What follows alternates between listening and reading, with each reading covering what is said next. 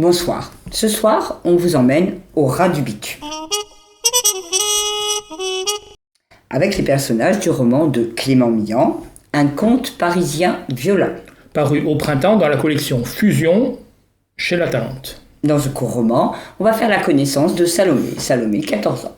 C'est elle qui va nous amener dans la rue. Exactement, début d'été, canicule torride. Un peu ce qui nous attend. La jeune fille est livrée elle-même, une mère qui disparaît, un père flic hyper occupé. Quant à la grande sœur, Elle a autre chose à faire que de jouer à la nounou. elle va donc passer de l'autre côté de son monde, un peu bobo, middle class, pour se retrouver à zoner au milieu des SDF, des dealers, des toxicos.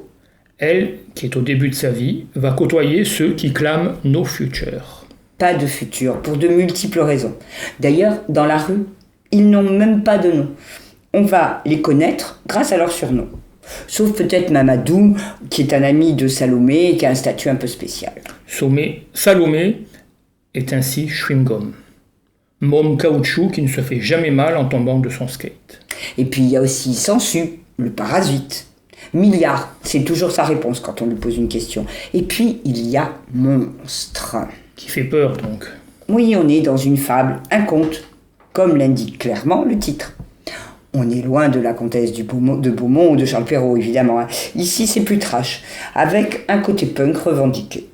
Et Salomé n'est ni la Belle au mois dormant, ni même Alice au pays des merveilles. C'est plutôt au pays des désillusions. Conte parisien violent. Tout est dit dans le titre de Clément Millan, qui ne trompe personne sur la marchandise. Il livre ici une vision noire, sans fioriture, du monde de la rue. Celui que l'on ne voit pas vraiment étonnamment. Alors que ce monde est souvent juste en dessous ou juste à côté. Et Salomé est un témoin candide. Encore un conte. Des turpitudes les plus viles de l'âme humaine. Comme elle le pense, je cite, elle en menait moins large et se disait qu'elle allait de plus en plus loin, ce qui était beaucoup trop. Mais elle pense aussi qu'il ne lui reste que des ruines de sa famille, donc elle va s'immerger dans les ruines avec ses amis. On ne dira bien entendu rien de la fin, on sait juste que n'arrivera pas le prince charmant. Non, juste que ce roman est une fulgurance, une trajectoire qui peut aller droit dans le mur.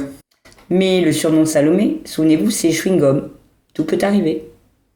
Et c'est aussi un roman rudement bien mené, écrit sans fioriture ni effet de manche, dégraissé de tout superflu à l'os. À découvrir donc. Bonsoir. Bonsoir.